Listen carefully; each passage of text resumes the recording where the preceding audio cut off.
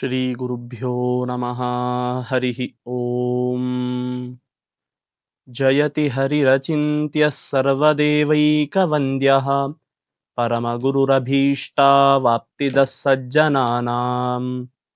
ನಿಖಿಲಗುಣಗಣಾರ್ಣೋ ನಿತ್ಯನಿರ್ಮುಕ್ತದೋಷಃ ಸರಸಿಜನಯನೋऽಸೌ ಶ್ರೀಪತಿರ್ಮಾನದೋ ನಃ. ನೈವೇದ್ಯಕವಿಶಂ ರಾಮೇ ವೀಕ್ಷ್ಯ ತದ್ಭುಕ್ತಿಭಾಗ್ಗುರುಃ ಯೋ ದರ್ಶಯದ್ರವಿಂ ರಾತ್ರೌ ಸತ್ಯಬೋಧೋऽಸ್ತು ಮೇ ಮುದೇ. ತಪಸ್ವಾಧ್ಯಾಯ ಶುಶ್ರೂಷಾ ಕೃಷ್ಣಪೂಜಾರತಂ ಮುನಿಂ ವಿಶ್ವೇಶಮಿಷ್ಟದಂ ವಂದೇ ಪರಿವ್ರಾಟ್ ಚಕ್ರವರ್ತಿನಂ. ಶ್ರೀ ಗುರುಭ್ಯೋ ನಮಃ. ಹರಿ ಓಂ.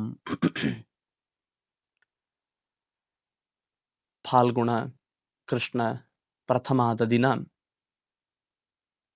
ಉತ್ತರಾದಿ ಮಠದ ಪರಂಪರೆಯಲ್ಲಿ ಬಂದಂತಹ ಮಹಾಜ್ಞಾನಿಗಳಾದ ಶ್ರೀ ಸತ್ಯಬೋಧ ತೀರ್ಥರ ಆರಾಧನಾ ಮಹೋತ್ಸವ ಅನ್ನುವಂಥದ್ದು ನಡೆಯುತ್ತದೆ. 18ನೇ ಶತಮಾನದಲ್ಲಿ ಈ ದೇಶ ಕಂಡ ಅಪ್ರತಿಮ ರಾಜಗುರುಗಳು, ಯತಿಶ್ರೇಷ್ಠರು, ಸಜ್ಜನ ವೃಂದದ ಅಗ್ರಗಣ್ಯರು ಅಂದರೆ ಅದು ಶ್ರೀ ಸತ್ಯಬೋಧರು. ಇವರ ಮಾಹಾತ್ಮೆ ಬಹಳ ದೊಡ್ಡದಾದಂತಹದ್ದು. ಅದರಲ್ಲಿ ಒಂದೊಂದನ್ನ ಎತ್ತಿ ಹೇಳಲಿಕ್ಕೆ ಸಾಧ್ಯವಿಲ್ಲ ಅನ್ನಬಹುದು, ಅಷ್ಟು ದೊಡ್ಡದು.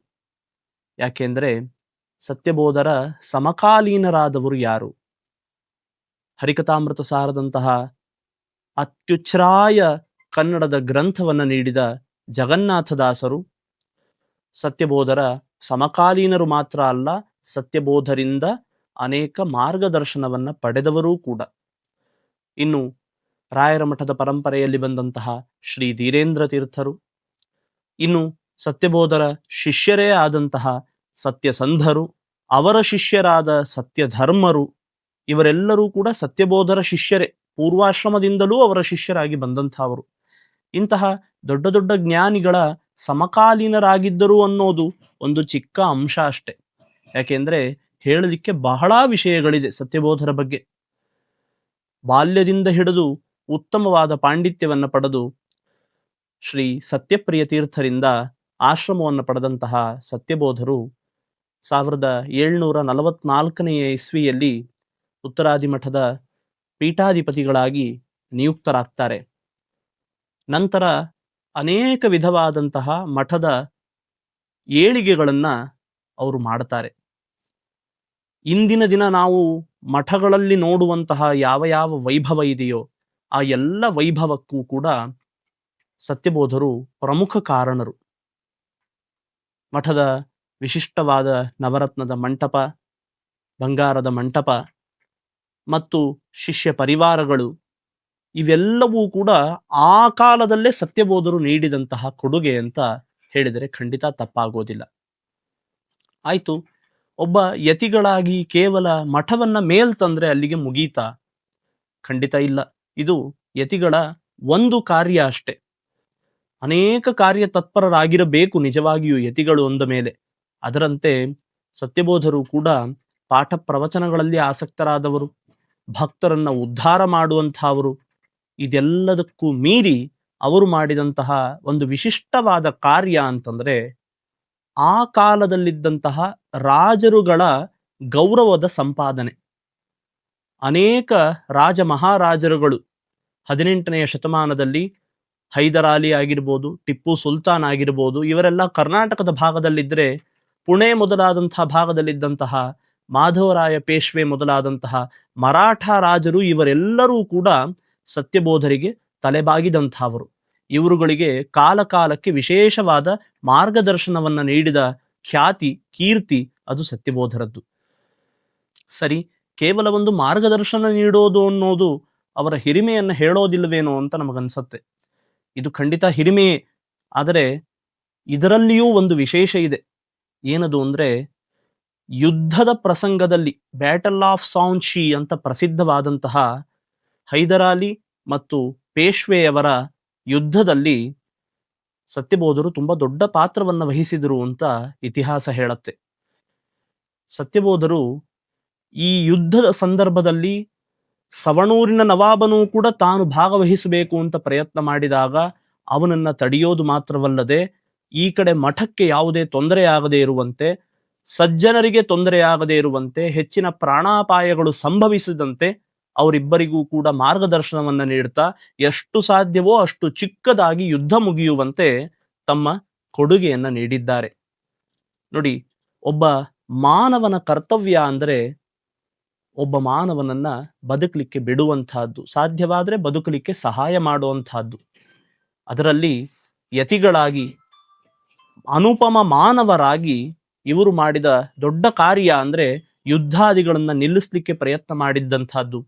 ಜೊತೆಗೆ ರಾಜರುಗಳಲ್ಲಿ ಸಾಧ್ಯವಾದಷ್ಟು ಸಾಮರಸ್ಯವನ್ನ ಮೂಡಿಸ್ಲಿಕ್ಕೆ ಪ್ರಯತ್ನ ಮಾಡಿದ್ದು. ಇದು ಚಿಕ್ಕ ವಿಷಯ ಅಲ್ಲ. ಯಾಕೆಂದ್ರೆ ಇಂಥ ಅನೇಕ ಕಾರಣಗಳಿಂದಲೇ ಆ ಕಾಲದ ಸವಣೂರಿನ ನವಾಬನಿಂದ ಹಿಡಿದು ಪ್ರತಿಯೊಬ್ಬರೂ ಕೂಡ ಎಷ್ಟರ ಮಟ್ಟಿನ ಗೌರವವನ್ನ ಸಮರ್ಪಿಸಿದ್ದಾರೆ ಅಂದರೆ, ಸವಣೂರಿನ ನವಾಬ ಸತ್ಯಬೋಧರ ಹೆಸರಿನಲ್ಲಿ ನಾಣ್ಯಗಳನ್ನ ಚಲಾವಣೆಗೆ ತಂದಿದ್ದ. ಇದು ಖಂಡಿತ ಚಿಕ್ಕ ವಿಷಯ ಅಲ್ಲ. ಇವತ್ತಿಗೂ ಕೂಡ ಯಾವ ದೊಡ್ಡ ದೊಡ್ಡ ಸಾಧಕರ ಹೆಸರಿನಲ್ಲಿ ಅವರು ಗತಿಸಿ ಅನೇಕ ವರ್ಷಗಳಾದ ಮೇಲೆ ಅವರ ಹೆಸರಿನ ನಾಣ್ಯವನ್ನ ಚಲಾವಣೆಗೆ ತರೋದನ್ನ ನಾವು ಕಾಣ್ತೇವೆ. ಆದರೆ ಸತ್ಯಬೋಧರು ಇದ್ದಾಗಲೇ ಅವನೊಬ್ಬ ನವಾಬ, ಸತ್ಯಬೋಧರ ಶಿಷ್ಯ ಅಲ್ಲ, ಸತ್ಯಬೋಧರ ಅನುಯಾಯಿಯಾದಂತಹ ಒಬ್ಬ ಬ್ರಾಹ್ಮಣನೋ ಹಿಂದುವೋ ಕೂಡ ಅಲ್ಲ. ಅಂತಹ ನವಾಬ ಸತ್ಯಬೋಧರ ಹೆಸರಿನಲ್ಲಿ ನಾಣ್ಯವನ್ನ ಚಲಾವಣೆಗೆ ತಂದಿದ್ದಾನೆ. ಇದು ಮಾತ್ರವಲ್ಲದೆ ಪೇಶ್ವೆಯವರು, ಮರಾಠರ ರಾಜರು ಯಾವಾಗಾದರೂ ಸತ್ಯಬೋಧರು ಸಂಚಾರಕ್ಕೆ ಅಂತ ಬಂದ್ರೆ ಮೈಲುಗಟ್ಟಲೆ ಕಾಲ್ನಡಿಗೆಯಲ್ಲಿ ಬಂದು ಸತ್ಯಬೋಧರನ್ನ ಕಾಣ್ತಾ ಇದ್ರಂತೆ. ಇಂಥ ಇತಿಹಾಸಗಳೆಲ್ಲ ಕಾಲ್ಪನಿಕ ಅಲ್ಲ. ಇವೆಲ್ಲವೂ ಕೂಡ ಮರಾಠರ ಗ್ರಂಥಗಳಿಂದ ಹಿಡಿದು ನಮ್ಮವರ ಗ್ರಂಥಗಳಲ್ಲೂ ಕೂಡ ಕಂಡುಬರುವಂತಹ ವಿಚಾರ. ಇದು ಸತ್ಯಬೋಧರ ಮತ್ತೊಂದು ಅನುಪಮವಾದ ವಿಶೇಷ ಅಂತ ಕರೀಬಹುದು. ಏನು ಅಂದ್ರೆ, ಒಬ್ಬ ವ್ಯಕ್ತಿಯ ಹೆಸರಿನಲ್ಲಿ ಸಾಮಾನ್ಯವಾಗಿ ಹಾಡು ಹಸೆಗಳನ್ನ ಕಟ್ಟೋದಿರತ್ತೆ, ಸ್ತೋತ್ರಗಳನ್ನ ಮಾಡುವಂತಹದ್ದಿರತ್ತೆ. ಆದರೆ ಒಬ್ಬ ವ್ಯಕ್ತಿಯ ಹೆಸರಿನಲ್ಲಿ ಗ್ರಂಥವೇ ಬರುತ್ತೆ ಅಂದ್ರೆ ಅದು ಬಹಳ ವಿಶೇಷವೇ. ಆದರೆ ಅಲ್ಲಿಗೆ ನಿಲ್ಲಲಿಲ್ಲ. ಬೇರೆ ಬೇರೆ ಭಾಷೆಗಳಲ್ಲಿ, ಬೇರೆ ಬೇರೆ ಗ್ರಂಥಗಳಲ್ಲಿ ಇವರ ಉಲ್ಲೇಖ ಕಂಡು ಬರುತ್ತೆ. ಮೊದಲನೆಯದಾಗಿ ದಿಲೇರ್ ಜಂಗಿ ಎಂಬಂತಹ ಒಂದು ಮರಾಠ ಗ್ರಂಥ, ಅವುಗಳಲ್ಲಿ ವಿಶೇಷವಾಗಿ ಸತ್ಯಬೋಧರ ಉಲ್ಲೇಖಗಳು ಕಂಡು ಬರ್ತಾವೆ. ಇದು ಯಾರೋ ನಮ್ಮವರು ಮಾಡಿದ್ದಲ್ಲ. ಎರಡನೆಯದಾಗಿ ಕಂಚಿ ಆಚಾರ್ಯರು ಅನ್ನುವಂಥವ್ರು ಮಾಡಿದಂತಹ ಸತ್ಯಬೋಧ ವಿಜಯ ಅನ್ನುವಂತಹ ಮಹಾಕಾವ್ಯ, 21 ಸರ್ಗಗಳಷ್ಟು ವಿಸ್ತೃತವಾದ ಕಾವ್ಯ. ಏನು ವಿಷಯವಿಲ್ಲದೆ ಇಷ್ಟು ದೊಡ್ಡ ಕಾವ್ಯವನ್ನ ಯಾರು ಮಾಡ್ಲಿಕ್ಕೆ ಸಾಧ್ಯ ಇಲ್ಲ ಅಲ್ವಾ? ಅಂದರೆ ಸತ್ಯಬೋಧರ ಮಹಿಮೆ ಎಷ್ಟು ದೊಡ್ಡದಿದೆ ಅಂತ ಈ ಒಂದು ಗ್ರಂಥದ ಹೆಸರಿನಿಂದಲೇ ನಾವು ಅರ್ಥ ಮಾಡ್ಕೋಬಹುದು. ಹೀಗೆ ಗುರುವಂಶ ಕಲ್ಪತರು ಮೊದಲಾದಂತಹ ಅನೇಕ ಗ್ರಂಥಗಳಲ್ಲಿ ಸತ್ಯಬೋಧರ ವಿಶೇಷವಾದ ಉಲ್ಲೇಖ ಬರುತ್ತೆ. ಅವರ ಹೆಸರಿನಲ್ಲಿಯೇ ದೊಡ್ಡ ದೊಡ್ಡ ಗ್ರಂಥಗಳು ಕೂಡ ನಮಗೆ ಕಂಡು ಬರುವಂತಹದ್ದಿದೆ. ಸತ್ಯಬೋಧರು ಜಗತ್ತಿಗೆ ಕೊಟ್ಟಂತಹ ಅನುಪಮವಾದ ಮತ್ತೊಬ್ಬರು ದಾರ್ಶನಿಕರು ಅಂದ್ರೆ ಅದು ಸತ್ಯಸಂಧರು. ವಿಷ್ಣು ಸಹಸ್ರನಾಮಕ್ಕೆ ವ್ಯಾಖ್ಯಾನವನ್ನು ಬರೆದಂಥವರು.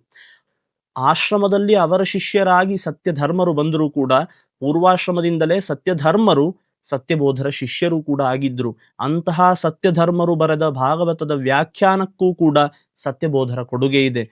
ಹರಿಕಥಾಮೃತ ಸಾರಕ್ಕೂ ಕೂಡ ಸತ್ಯಬೋಧರ ಕೊಡುಗೆ ಇದೆ. ಸತ್ಯಬೋಧರು ವಾಸ್ತವಿಕವಾಗಿ ತಾವಾಗೆ ಒಂದು ಗ್ರಂಥವನ್ನು ರಚನೆ ಮಾಡಿದ್ದು ಹೆಚ್ಚಾಗಿ ನಾವು ಕೇಳೋದಿಲ್ಲ. ಆದರೆ ಅನೇಕರು ಅವರಿಂದ ಪಡೆದ ಜ್ಞಾನದಿಂದಲೇ ಇಂಥ ದೊಡ್ಡ ದೊಡ್ಡ ವ್ಯಾಖ್ಯಾನಗಳನ್ನ, ಗ್ರಂಥಗಳನ್ನ ನಮ್ಮ ಕೈಗೆ ಇವತ್ತಿಟ್ಟಿದ್ದಾರೆ ಅಂದರೆ ಅದೆಲ್ಲವೂ ಕೂಡ ಸತ್ಯಬೋಧರ ಕರುಣೆ, ಅವರ ಕೊಡುಗೆ ಅನ್ನೋದನ್ನ ನಾವು ಖಂಡಿತ ಮರೆಯಬಾರದು. ಮತ್ತೊಂದು ಮಾತು ಹೇಳಬೇಕು ಅಂದ್ರೆ, ಸತ್ಯಬೋಧರ ಸಮಕಾಲೀನರಾದ ಜಗನ್ನಾಥದಾಸರಿಗೂ ಸತ್ಯಬೋಧರಿಗೂ ಬಹಳ ಆತ್ಮೀಯವಾದಂತಹ ಸಂಬಂಧ ಇತ್ತು. ಎಷ್ಟರ ಮಟ್ಟಿಗೆ ಅಂದ್ರೆ, ಶ್ರೀ ಸತ್ಯಬೋಧೋ ನಿಜಕಾಮಧೇನುಹು ಮಾಯಾತಮ ಖಂಡನ ಚಂಡಬಾನುಹು ಎಂಬಂತಹ ಒಂದು ಅದ್ಭುತವಾದಂತಹ ಸ್ತೋತ್ರವನ್ನ ಜಗನ್ನಾಥದಾಸರು ಸತ್ಯಬೋಧರ ಮೇಲೆ ಮಾಡ್ತಾರೆ. ಕೇವಲ ಸ್ತೋತ್ರ ಮಾತ್ರವಲ್ಲದೆ ಅನೇಕ ಪದ್ಯಗಳನ್ನು ಕೂಡ ರಚನೆ ಮಾಡಿದ್ದಾರೆ. ಅದರಲ್ಲಿ ಬಹಳ ಪ್ರಸಿದ್ಧವಾದಂತಹದ್ದು ನಾಧನ್ಯನಾದೆ ನಿಂದು ಸತ್ಯಬೋಧರಾಯರ ದಿವ್ಯ ಪಾದ ಪದುಮ ಕಂಡು ನಾಧನ್ಯನಾದೆ ನಿಂದು ಹಿಂಗದೆ ನಿಖಿಲ ದೋಷಗಳು ಈ ಮುನಿ ಪುಂಗವರಂಘ್ರಿ ಸಂದೌಷ ನದಿ ಗಂಗಾದಿ ಮೊದಲಾದ ಮಂಗಳಯುತವಾದ ತುಂಗಯಾತ್ರೆಯ ಫಲವು ತಾಸಮವೆನಿಸಿತು ನಾಧನ್ಯನಾದೆ ನಿಂದು. ನೋಡಿ, ಸತ್ಯಬೋಧರ ಬಗ್ಗೆ ಜಗನ್ನಾಥದಾಸರು ಹೇಳುವಂತಹ ಮಾತಿದು. ಗಂಗಾದಿ ಮೊದಲಾದ ಮಂಗಳಯುತವಾದ ತುಂಗಯಾತ್ರೆಯ ಫಲವು ತಾಸಮವೆನಿಸಿತು ಅಂತಾರೆ. ಇದು ಕೇವಲ ಗೌರವದಿಂದಲೋ ಅತಿಶಯವನ್ನ ಹೇಳಬೇಕು ಅನ್ನೋದ್ರಿಂದಲೋ ಹೇಳಿದ್ದಲ್ಲ. ದಶಮಸ್ಕಂದದಲ್ಲಿ 2-3 ಬಾರಿ ಭಗವಂತ ಹೇಳಿದ ಮಾತಿದು. ನಹ್ಯಂ ಮಯಾನಿ ತೀರ್ಥಾನಿ ನ ದೇವಾ ಮೃಚ್ಛಿಲಾಮಯಾಃ ತೇ ಪುನಂತ್ಯುರುಕಾಲೇನ ದರ್ಶನಾದೇವ ಸಾಧವಃ. ಕಲ್ಲಿನ ಮೂರ್ತಿ ಆಗಿರ್ಬೋದು, ಹರಿಯುವ ನೀರಾಗಿರ್ಬೋದು, ಇವುಗಳನ್ನ ನಾವು ತೀರ್ಥ ಅಂತ ಇದ್ದೇವೆ, ದೇವರ ಸನ್ನಿಧಾನ ಅಂತ ಇದ್ದೇವೆ. ಇವುಗಳು ಕೂಡ ಬಹಳ ಕಾಲದ ನಂತರ ಫಲ ಕೊಡೋದಾದರೆ ದೊಡ್ಡವರು ಕೇವಲ ನೋಡಿದ ಮಾತ್ರದಿಂದ, ಅವರ ದರ್ಶನದಿಂದಲೇ ನಮಗೆ ಫಲ ಕೊಡ್ತಾರೆ. ಇದೇ ಮಾತನ್ನೇ ಜಗನ್ನಾಥದಾಸರು ಹೇಳಿದ್ದು. ಇವರ ದರ್ಶನದಿಂದಲೇ ನಮ್ಮ ಪಾಪಗಳೆಲ್ಲ ಕರಗಿ ಎಂತಹ ಗಂಗಾದಿ ತೀರ್ಥಯಾತ್ರೆ ಮಾಡಿದ ಫಲ ಬರಬಹುದೋ ಅಷ್ಟೆಲ್ಲ ಫಲವೂ ಕೂಡ ಇವರ ದರ್ಶನದಿಂದಲೇ ನಮಗೆ ಬರ್ತಾ ಇದೆ ಅಂತಾರೆ. ನೋಡಿ, ಇಂಥ ಮಾತನ್ನ ಹೇಳಬೇಕು ಅಂದ್ರೆ ಕೇವಲ ದೊಡ್ಡವರಾಗಿದ್ದರೆ ಸಾಲದು, ಅವರ ಜ್ಞಾನದ ಹಿರಿಮೆಯನ್ನ ಮತ್ತೊಬ್ಬರು ಅರ್ಥ ಮಾಡಿ ಅನುಭವಿಸಿಕೊಂಡಿರಬೇಕು. ಅಂದರೆ ಮಾತ್ರ ಇಂಥ ಮಾತನ್ನ ಹೇಳಲಿಕ್ಕೆ ಸಾಧ್ಯ.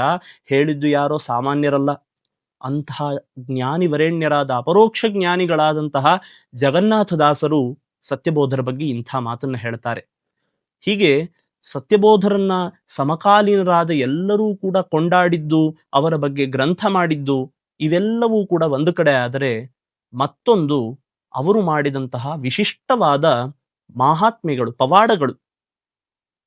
ಪ್ರಸಿದ್ಧವಾಗಿ ಅವರ ಚರಮ ಶ್ಲೋಕದಲ್ಲೇ ಕೇಳುವಂತಹ ವಿಚಾರ, ಅವರ ಮೇಲಿನ ಹೊಟ್ಟೆ ಕಿಚ್ಚಿನಿಂದ ಕುಹಕಿಗಳು ಹಾಕಿದ ವಿಷವನ್ನ ನೈವೇದ್ಯದಲ್ಲಿ ಕಂಡು ದೇವರ ನೈವೇದ್ಯ ಅನ್ನೋ ಒಂದೇ ಕಾರಣದಿಂದ ತಿಂದು ಅರಗಿಸಿಕೊಂಡಂತಹ ಅವರು ಸತ್ಯಬೋಧರು. ನೋಡಿ, ಈ ತಿಂದು ಅರಗಿಸಿಕೊಳ್ಳೋದು ಅದು ಏನು? ನಾವು ಸಾಮಾನ್ಯ ಊಟವನ್ನೇ ಅರಗಿಸ್ಕೊಳ್ಳಿಕ್ಕೆ ಒದ್ದಾಡ್ತೀವಿ ಎಷ್ಟೋ ಬಾರಿ. ಅಂಥದ್ರಲ್ಲಿ ನೈವೇದ್ಯ ಅಲ್ಲಿ ವಿಷ ಇದೆ ಅಂತ ಗೊತ್ತಿದ್ದು ವಿಷವನ್ನ ತಿಂದು ಅರಗಿಸ್ಕೊಳ್ಳೋದು ಅಂದ್ರೆ ಇದಕ್ಕೆ ಆ ವಿಷವುಂಡ ನಂಜುಂಡನ ವಿಶೇಷವಾದ ಅನುಗ್ರಹ ಬೇಕು. ಈ ಕಾರಣದಿಂದಲೇ ಹೀಗೊಂದು ಪ್ರತೀತಿ ಇದೆ, ಸತ್ಯಬೋಧರು ಮಾರ್ಕಂಡೇಯರ ಅಂಶಯುಕ್ತರಾದವರು ಅಂತ. ಆ ರುದ್ರದೇವರ ವಿಶೇಷವಾದಂತಹ ಅನುಗ್ರಹದಿಂದಲೇ ಅಷ್ಟು ಕಾಲದ ಜೀವನವನ್ನ ಮಾರ್ಕಂಡೇಯರು ಮಾಡಿದ್ದಲ್ವಾ. ಆ ರುದ್ರದೇವರ ವಿಶೇಷ ಅನುಗ್ರಹದಿಂದಲೇ ಇಲ್ಲಿಯೂ ಕೂಡ ಸತ್ಯಬೋಧರು ತಮ್ಮ ವಿಷವನ್ನು ಕೂಡ ಅರಗಿಸಿಕೊಂಡಿದ್ದಾರೆ. ಅದೇ ಪ್ರಸಂಗದಲ್ಲೇ ರಾತ್ರಿಯ ಹೊತ್ತಿನಲ್ಲಿ ಬಾನಿನಲ್ಲಿ ಸೂರ್ಯನನ್ನ ತೋರಿಸ್ತಾ ಇದ್ದಾರೆ. ಇದು ಯಾವುದೋ ಇಂದ್ರಜಾಲವಲ್ಲ, ಅವರ ತಪಶಕ್ತಿ ಅಂಥದ್ದು. ರಾತ್ರಿ 9 ಗಂಟೆ 10 ಗಂಟೆ ಹೊತ್ತಿನಲ್ಲಿ ಸೂರ್ಯನನ್ನು ತೋರಿಸೋದು ಅಂದ್ರೆ ಇದು ಯಾರಿಗೂ ಆಗದೇ ಇರುವಂತಹ ಮಾತು. ಇಂತಹ ಅದ್ಭುತವಾದ ಅನೇಕ ಪವಾಡಗಳನ್ನು ಕೂಡ ಸತ್ಯಬೋಧರು ಮಾಡಿದ್ದಾರೆ. ಇದು ಪ್ರಸಿದ್ಧವಾದದ್ದಾದರೆ ನಾವು ಇವತ್ತಿನ ದಿನವೂ ಕೂಡ ಅನೇಕ ಭಕ್ತರುಗಳ ಮನೆಯಲ್ಲಿ ಕಾಣಬಹುದಾದಂತಹ ಮತ್ತೊಂದು ವಿಚಾರ ಇದೆ. ಏನದು ಅಂದ್ರೆ, ಸತ್ಯಬೋಧರು ತಮ್ಮ ಸಂಚಾರದ ಕಾಲದಲ್ಲಿ ಅನೇಕ ಕಡೆಗಳಲ್ಲಿ ಹೋದಾಗ ಭಕ್ತರುಗಳು ಬಂದು ನಮಗೇನೋ ತೊಂದರೆ ಇದೆ, ಇಂಥ ತೊಂದರೆ ಅಂಥ ತೊಂದರೆ ಅಂತ ಬೇಡಿಕೊಳ್ಳೋರು. ಅವರಿಗೆ ಸುಮ್ಮನೆ ಮಂತ್ರಾಕ್ಷತೆ ಕೊಟ್ಟು ಅವರ ತೊಂದರೆಗಳನ್ನ ದೂರ ಮಾಡಿದರೆ ಆ ತೊಂದರೆ ದೂರವಾದದ್ದು ತಾತ್ಕಾಲಿಕ ಆಗಿಬಿಡತ್ತೆ. ಕೇವಲ ತೊಂದರೆ ದೂರ ಆದರೆ ಸಾಲೋದಿಲ್ಲ, ಸಾಧನೆ ಆಗಬೇಕು. ನಮಗೂ ಕೂಡ 2 ಬೇಕಲ್ವಾ ಜೀವನದಲ್ಲಿ? ದುಃಖ ನಿವೃತ್ತಿ ಬೇಕು, ಸುಖ ಪ್ರಾಪ್ತಿ ಆಗಬೇಕು. 2 ಆಗಬೇಕಾಗಿದೆ. ಕೇವಲ ದುಃಖ ನಿವೃತ್ತಿ ಆಗ್ಲಿ ಅಂತ ಒಂದು ಮಂತ್ರಾಕ್ಷತೆ ಕೊಟ್ರೆ ಸಾಲೋದಿಲ್ಲ ಅಂತ ಹೇಳಿ ಸುಖ ಪ್ರಾಪ್ತಿ, ಅದಕ್ಕೆ ಬೇಕಾದ ಸಾಧನ ಪ್ರಾಪ್ತಿ ಆಗಲಿ ಅನ್ನೋ ಉದ್ದೇಶದಿಂದ ಸತ್ಯಬೋಧರು ಆ ಕಾಲದ ಕೆಲವು ಭಕ್ತರುಗಳಿಗೆಲ್ಲ ತಾವು ಪೂಜೆ ಮಾಡಿ ತಮ್ಮ ಕೈಯಾರೆ ಅನೇಕ ಪ್ರತಿಮೆಗಳನ್ನ ಕೊಟ್ಟಿದ್ದನ್ನ ನಾವು ಇಂದಿನ ದಿನವೂ ಕೂಡ ನಮ್ಮ ಸುತ್ತಮುತ್ತಲೂ ಕೂಡ ನೋಡಬಹುದಾಗಿದೆ. ಹೀಗೆ ಭಕ್ತರ ಮೇಲೆ ವಿಶೇಷವಾದಂತಹ ಕಾರುಣ್ಯ, ನಿಷ್ಕಪಟವಾದಂತಹ ಅನುಗ್ರಹ, ಅನೇಕ ಶಿಷ್ಯರನ್ನ ಲೋಕಕ್ಕೆ ಕೊಡಮಾಡಿದ್ದಂತಹದ್ದು, ಇಂತಹ ಅನೇಕ ಕಾರಣಗಳಿಂದ ಸತ್ಯಬೋಧರು ನಮಗೆ ಇಂದಿಗೂ ಕೂಡ ಪ್ರಸ್ತುತರಾಗಿದ್ದಾರೆ. ನೋಡಿ, ಅವರ ಕಾಲದಲ್ಲಿ ಎಂಥ ದೊಡ್ಡ ದೊಡ್ಡ ಜ್ಞಾನಿಗಳಿದ್ರು ಅಂತ ನಾವು ಹೇಗೆ ಕೇಳಿದ್ವೋ, ಅವರ ಆರಾಧನೆಯ ಸುತ್ತಮುತ್ತಲೂ ಕೂಡ ಅಂಥ ದೊಡ್ಡ ದೊಡ್ಡವರ ಆರಾಧನೆಗಳೇ ಬರ್ತಾವೆ.